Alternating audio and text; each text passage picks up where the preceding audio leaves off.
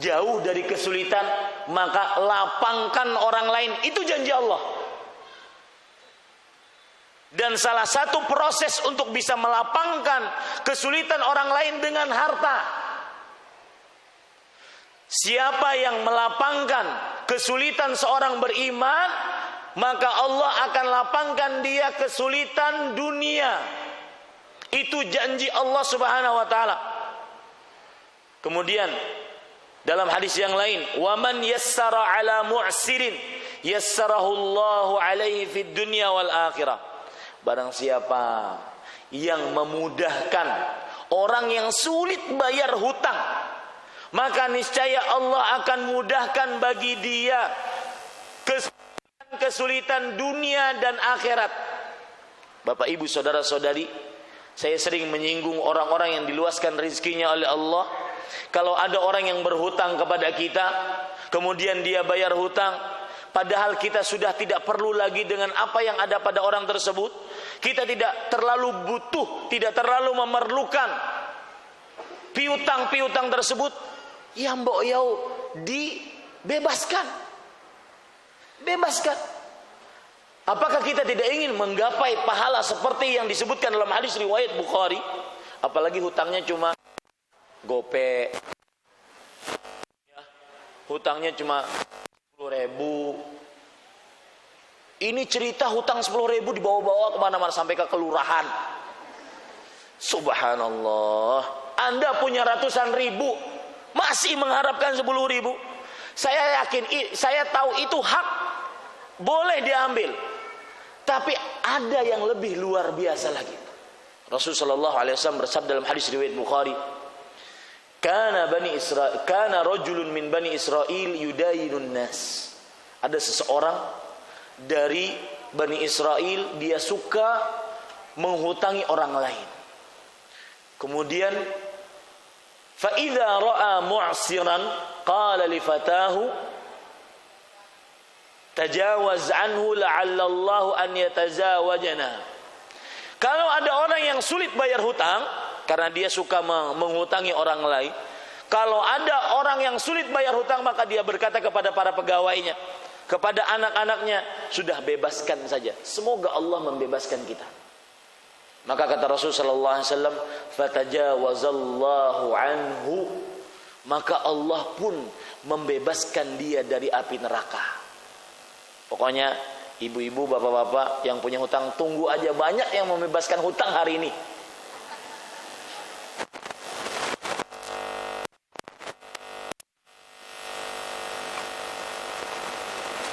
Yakin janji Allah. Salah satu janji Allah di dalam hadis ini, wa man yassara 'ala mu'sirin yassarahu Allahu 'alaihi fid dunya wal akhirah. Yang ingin mudah hidup, hidupnya tidak sulit, mudahkan orang kalau sulit bayar hutang.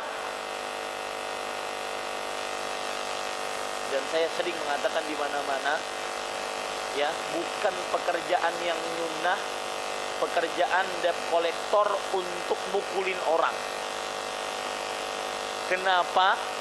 Karena disebutkan dalam hadis ini, kita memudahkan orang yang sulit bayar hutang, bukan malah dipukulin.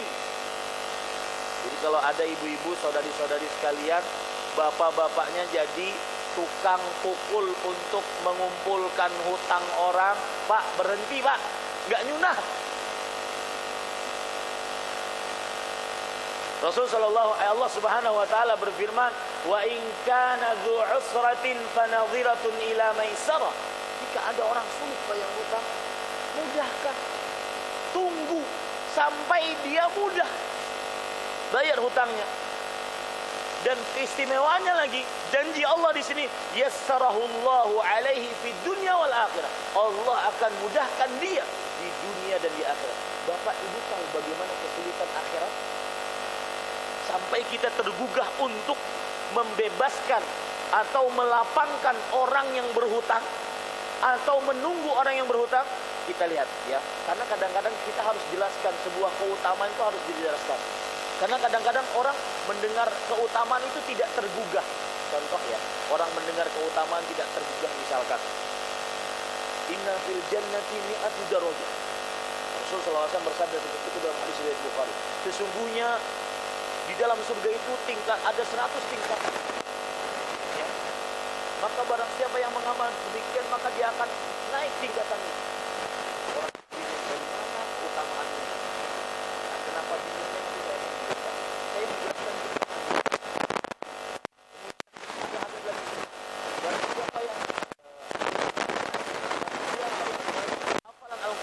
maka nanti di hari kiamat dia akan disuruh membaca Iqra wartaqi, baca dan naiklah.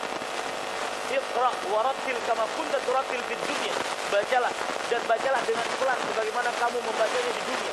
Jadi setiap ayat yang kita baca akan menaikkan kita ke dalam tingkatan lebih tinggi dalam surga. Tingkatan lebih tinggi dalam surga itu sampai habis hafalannya. Kalau hafalannya cuma 3 tambah paling surat paling favorit inna a'taina, gitu-gitu aja.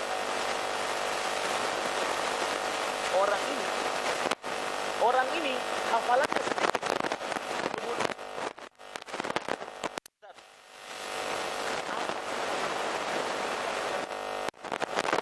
Kalau bukan utama, terutama saya orang yang tidak suka ketinggian, Ustaz.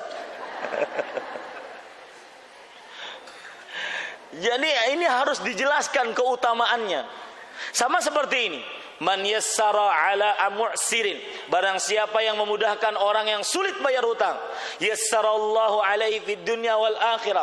Allah akan mudahkan dia di dunia dan di akhirat. Saya ingin mengupas mudah di akhirat, mudah dari kesulitan akhirat itu, agar kita termotivasi untuk memudahkan orang bayar hutang.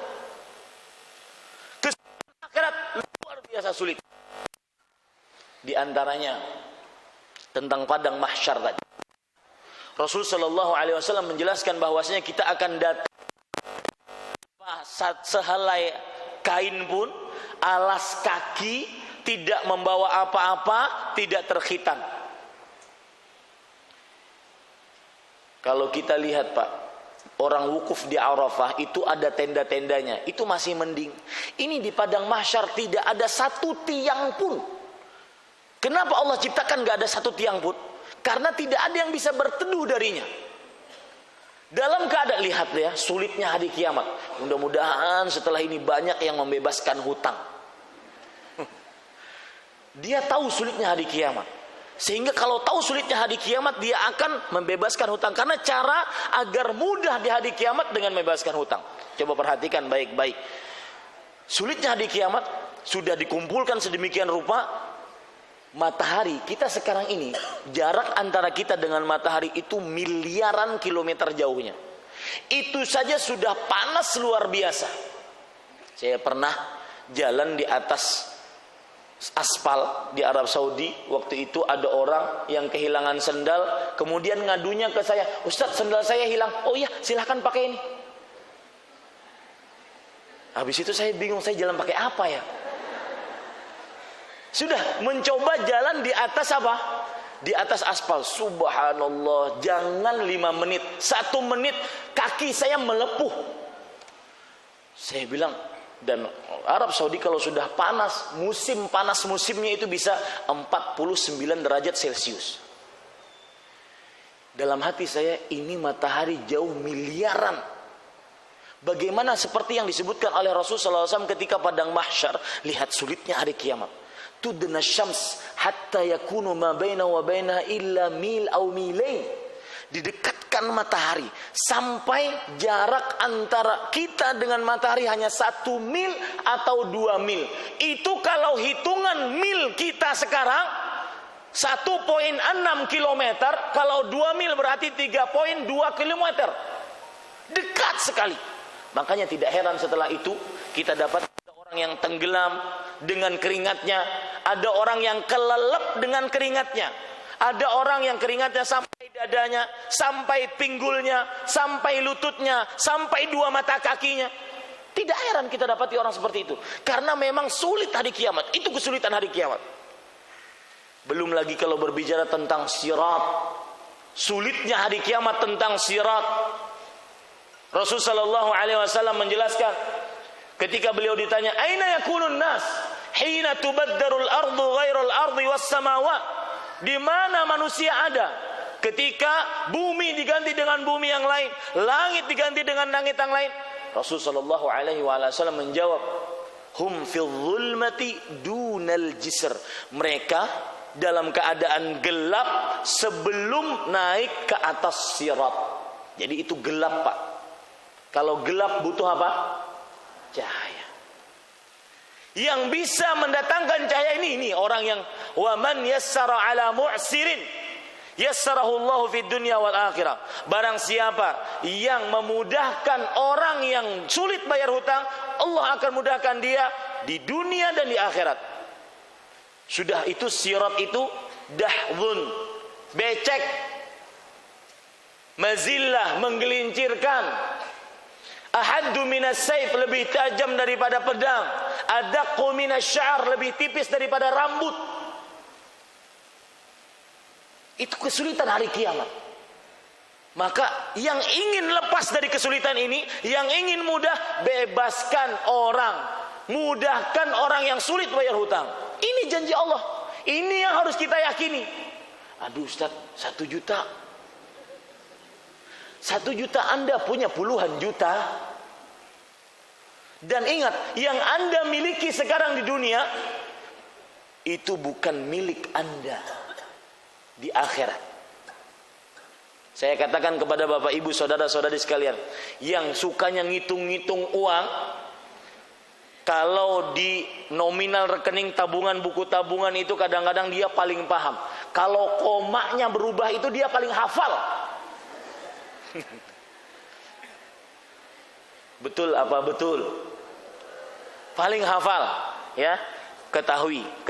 Itu kalau seandainya kita meninggal, itu yang 1.555,15, itu kita hafalnya sekian. Itu kalau meninggal, itu bukan hak milik kita, bukan atas nama kita. Rasul sallallahu alaihi wasallam bersabda, "Malaka min malik illa ma qaddamta." Tidak ada harta yang kamu miliki kecuali yang kamu jalankan di jalan Allah. Berarti selama ini yang kita pegang-pegang, yang kita simpan-simpan, yang itu diikat-ikat pakai, ya, saya pribadi itu paling kesel kalau ngitung duit. Ini nih hancur nih hari kiamat. Ini bukan milik saya nih. Tapi kadang ada kita harus menghitung duit untuk bayar, untuk apa. Ya, ini hancur nih hari kiamat. Ini bukan milik saya nih. Yang milik saya, kalau ada orang berhutang ke saya bebaskan, itu milik saya. Yang milik saya, yang saya jalankan di jalan Allah, itu milik kita. Ini Bapak Ibu saudara-saudari yang dimuliakan oleh Allah Subhanahu wa taala. Sekarang kita lanjutkan janji Allah yang lain dalam hadis ini. Perhatikan baik-baik. Rasulullah sallallahu alaihi wasallam bersabda,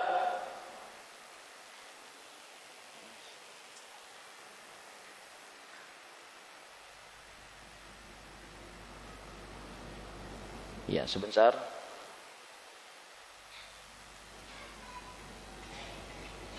Rasul sallallahu alaihi wasallam pernah bersabda, "Wallahu fi 'aunil 'abdi ma kana al-'abdu fi 'auni akhi." Yang ingin selalu ditolong oleh Allah, maka tolonglah hamba-hamba Allah. Yang selalu ingin ditolong oleh Allah Subhanahu wa taala, maka tolonglah hamba-hamba Allah. Ini janji Allah. Wallahu fi 'aunil 'abdi. Allah akan menolong hamba tersebut. Itu janji Allah. Kapan? Kalau kita nolong orang. Nah, saya ingin membicarakan sebuah amalan menarik yang sangat luar biasa.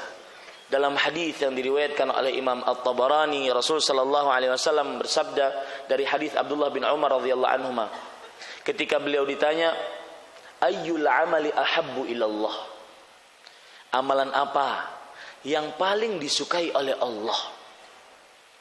Kemudian Rasul sallallahu alaihi wasallam menjawab, sururun yudkhiluhu ala qalbi muslim, kegembiraan yang engkau masukkan ke dalam hati seorang muslim. Jadi membuat saudara kita senang, gembira, tidak sedih, itu amalan yang paling mulia. Kemudian beliau mencontohkan apa maksud dari memberikan kegembiraan kepada hati seorang muslim. Salah satunya kata beliau, wala an amshi ma'a akhin fi hajatin ahabbu ilayya min an a'takifa fi masjidi hadza syahran. Sungguh aku berjalan bersama saudaraku dalam sebuah keperluannya sampai selesai, lebih aku cintai dibandingkan aku beriktikaf di masjidku ini. Masjidku berarti mana? Masjid Nabawi. Yang kata Rasulullah, solat di Masjid Nabawi, satu solatnya berapa? 1000 solat. Kalau iktikaf bersolat-solat berarti kita bisa solat, karena namanya iktikaf.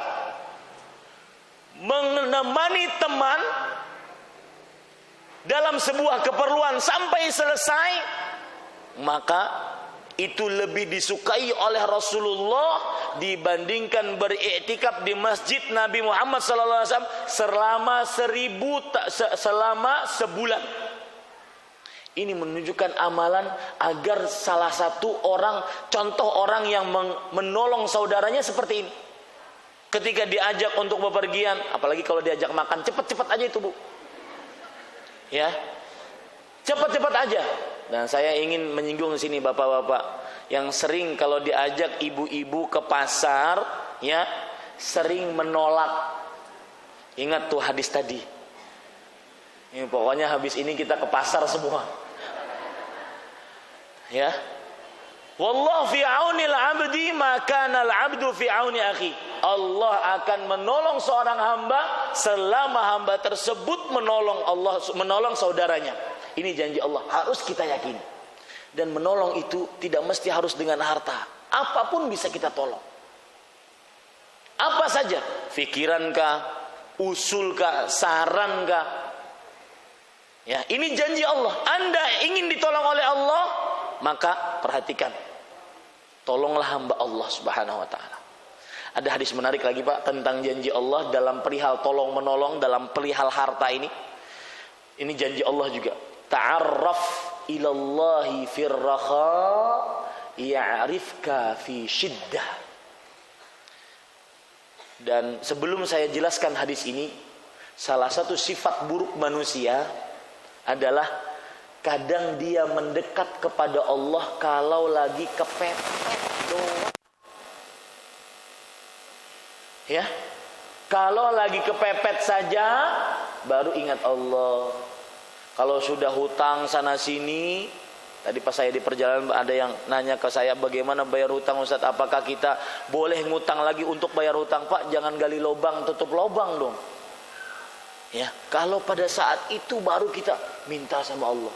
Kalau pas ada permasalahan baru minta sama Allah. Padahal itu amalan sebuah kekeliruan. Iya benar, kita minta sama Allah saat kita membutuhkan. Ada yang lebih utama dari itu. Apa janji Allah? Lihat, perhatikan janji Allah. Ta'arraf ilallahi firraha ya'rifka fi syiddah. Kenali Allah, mendekat dengan Allah dalam keadaan lapang, nyaman, sehat, tentram, banyak harta, tidak ada permasalahan, lebih mendekat kepada Allah.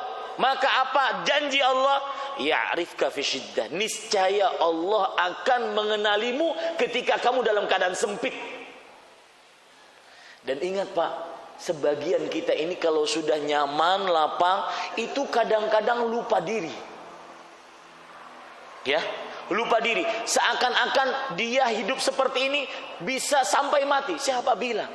Allah sangat mudah menjadikan orang yang asalnya berkemampuan tinggi dalam perihal harta, besok hari miskin. Mampu nggak? Allah Subhanahu wa ta'ala membuatnya mampu? Sangat mampu. Innallaha ala kulli syai'in qadir.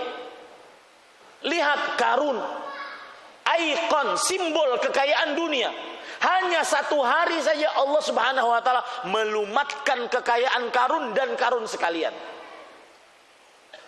Fakhasafna bihi wa bidarihil ardha. Kami masukkan Karun ke dalam bumi dan juga seluruh kekayaannya. Maka hati-hati. Kadang-kadang kita itu terutama kalau sudah punya planning, terutama kalau sudah kita diberikan kelebihan ilmu, harta, kekuatan badan, ketinggian badan. Orang pokoknya saya sering mengatakan, orang kalau diberikan kelebihan itu cenderung sombong. Misalkan ketinggian badan, ngelihat orang yang pendek, itu ya. Orang kalau kelebihan badan atau kelebihan harta, pokoknya diberikan kelebihan, itu cenderung sombong. Meskipun tidak semua, saya tidak mengklaim semua ya. Maka hati-hati yang diberikan kelebihan. Selalu sandarkan kepada Allah. Maka saya sering ucapkan, ini hari-hari ini saya dengung-dengungkan. Saya kadang-kadang kalau setiap kajian itu ada sesuatu yang baru yang saya dengung-dengungkan.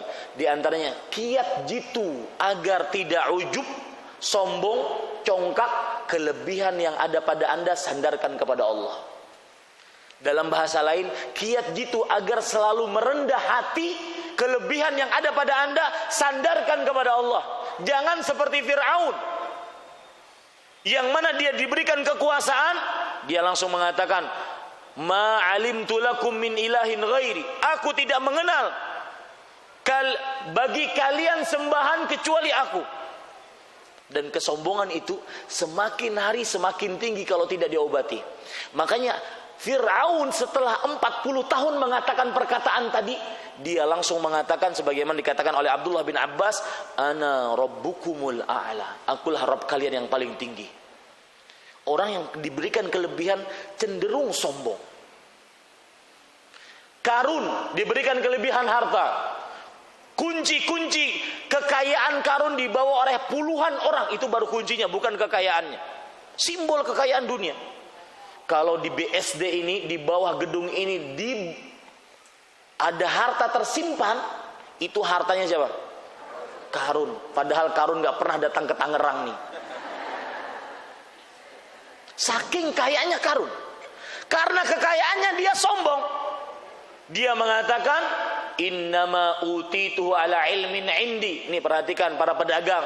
Ini perhatikan orang-orang yang kadang-kadang disuksesan oleh Allah. Ketika ditanya, Pak, gimana sih sesukses ini? Orang langsung mengatakan, saya dek, sukses ini orang lagi leha-leha, saya bekerja dek. Orang lagi santai-santai, saya bekerja. Akhirnya begini, tidak disandarkan kepada Allah. Pak, misalkan sang profesor misalkan ya, sang profesor kemudian jadi diplomat, jadi apalah pokoknya. Pak, bagaimana sih sukses ini? Saya itu kalau pas lagi kuliah, orang semua pacaran, saya baca deh. Saya kuliah, saya tidak pernah bolos. Pokoknya saya dan saya. Tidak menyandarkan kepada Allah. Makanya dia mengatakan, innama utitu ala ilmin indi. Aku dapat harta kekayaan ini gara-gara ilmu yang aku miliki. Itu Karun. Apa yang terjadi? Fa khasafna bihi wa bidarihil ardha. Kami hancurkan kekayaan Karun. Makanya saya katakan, orang yang diberikan kelebihan jangan ya lupa sandarkan itu kepada Allah. Contoh, siapa? Orang yang membantu, orang berilmu yang membantu Nabi Sulaiman. Ketika Allah Subhanahu wa taala menceritakan Jin Ifrit ingin membantu Nabi Sulaiman memindahkan istana Ratu Bilqis, kata Ifrit, qala ifritu minal jin ana atika bihi qabla an takuma min maqamik. Ifrit dari jin Ifrit mengatakan, wahai Sulaiman, aku bisa mendatangkan istana Ratu Bilqis yang semisalnya sebelum engkau bangun dari tempat dudukmu. Jadi sebelum begini itu sudah ada istananya.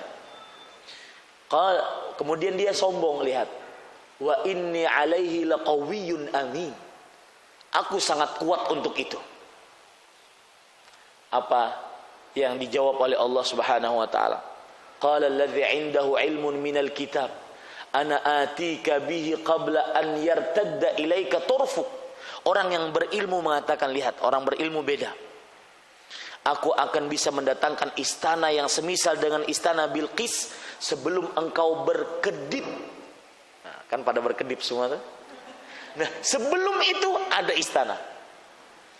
Falamma ra'ahu mustaqirran 'indah, ketika benar-benar ada istana Ratu Bilqis di situ, Maka orang berilmu lihat, kalau sudah diberikan kelebihan, sandarkan kepada Allah. Dia mengatakan, hadza min fadli Rabbi. Ini semua keutamaan dari Allah. Maka semestinya kita seperti itu. Makanya salah satu amalan Rasulullah, kalau sudah melihat sesuatu yang sempurna, misalkan ibu-ibu lagi bikin kue, selesai, bagus, enak, maka ucapkan apa? Alhamdulillah alladzi bi ni'matihi tatimmus shalihat. Misalkan seseorang habis mencuci mobil, maka katakan alhamdulillah alladzi bi ni'matihi. Selalu sandarkan kepada Allah.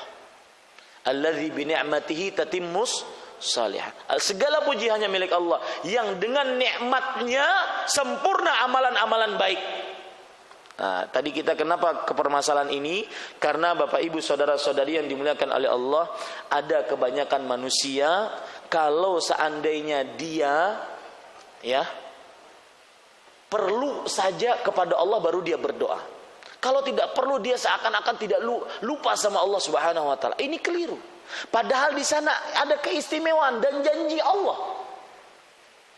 Ta'arraf ila Allah fir raha, kenali Allah, sembah Allah dalam keadaan lapang, nyaman. Apa janjinya? Ya'rifka fi syiddah. Kalau kita lagi sempit, maka Allah akan mengenali kita. Ini Bapak Ibu saudara-saudari yang dimuliakan oleh Allah Subhanahu wa taala. Kita beralih ke permasalahan janji yang lain. Dari janji-janji Allah Subhanahu wa taala. Salah satu janji Allah Subhanahu wa taala yang harus kita yakini, dan ini permasalahan tauhid. Mudah-mudahan kita masuk di dalamnya. Dalam sebuah hadis yang diriwayatkan oleh Imam Ahmad,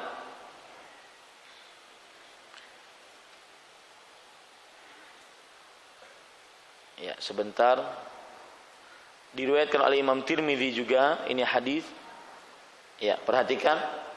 Hadis ini diriwayatkan oleh Imam Tirmidzi dari Abu Umamah Al-Bahili radhiyallahu anhu. Rasul sallallahu alaihi wasallam bersabda, ini janji Allah ya. Dan tema kita kan meyakini janji Allah. Makanya saya akan sebutkan janji-janji Allah. Mudah-mudahan bisa dicatat. Janji Allah itu kalau kita begini maka akan begini. Itu cara mencatatnya begitu. Ya, kalau kita begini maka akan begini. Salah satu janji Allah adalah kalau kita mentauhidkan Allah, maka akan masuk surga tanpa hisab, tanpa azab. Tanpa hisab, tanpa azab. Itu janji Allah. Lihat janjinya dalam hadis riwayat Tirmidzi, wa'adani rabbi an yudkhilal jannata min ummati 70,000 la hisaba alaihim wala azab ma'a kulli 1,070,000 wa 3 hasayatin min hasayatih. Artinya, Rabbku menjanjikan kepadaku bahwa Dia, Allah, akan memasukkan surga dari umatku sebanyak 70,000 tanpa hisab, tanpa azab. Ya. Dalam hadis yang lain riwayat Imam Muslim, ketika Rasulullah SAW bersabda ini, bahwasanya di sana umatku akan masuk ke dalam surga 70,000 tanpa hisab, tanpa azab. Maka kemudian Rasulullah SAW menyebutkan, ketika beliau ditanya, siapa mereka wahai Rasulullah SAW? Lihat, mereka ini seluruhnya orang yang bertauhid. Kata Rasulullah SAW, humul ladzina la yastarqun wa la yaktawun wa ala rabbihim yatawakkalun. Mereka adalah orang-orang yang tidak meminta diruqyah, tidak meminta dijampi-jampi. Mereka orang yang minta langsung kepada Allah. Yang kedua, mereka orang-orang yang mengobati, yang tidak mengobati dengan paku yang dipanaskan, ditusukkan ke dalam tubuh. Yang ketiga, ini yang berkenaan dengan tauhid. Mereka orang-orang yang hanya bertawakal kepada Allah. Dari hadis ini kita bisa ambil pelajaran, orang yang masuk surga tanpa hisab, tanpa azab adalah orang yang tidak mensyirikkan Allah, orang yang bersandar diri hanya kepada Allah. Setelah Rasul sallallahu alaihi wasallam menyebutkan itu, bangun Uqashah, seorang sahabat, Uqashah bin Mihsan radhiyallahu anhu, bangun Uqashah. Ya Rasulullah, ud'u Allah an yaj'alani minhum. Wahai Rasulullah, berdoalah engkau kepada Allah agar aku termasuk dari 70.000 tersebut. Pak, kalau 70.000 habis tiket kita sudah, Pak. Sahabat aja jumlahnya berapa? 100.000 berapa? 140.000, atau ada yang mengatakan 114.000. Habis sudah tiketnya. Ya. Dan ingat, Bapak Ibu, saudara-saudari, saya ingin memancing Bapak Ibu sekalian, mudah-mudahan setelah ini bisa berdoa dengan doa ini, yaitu berdoa minta surga, masuk surga tanpa hisab, tanpa azab.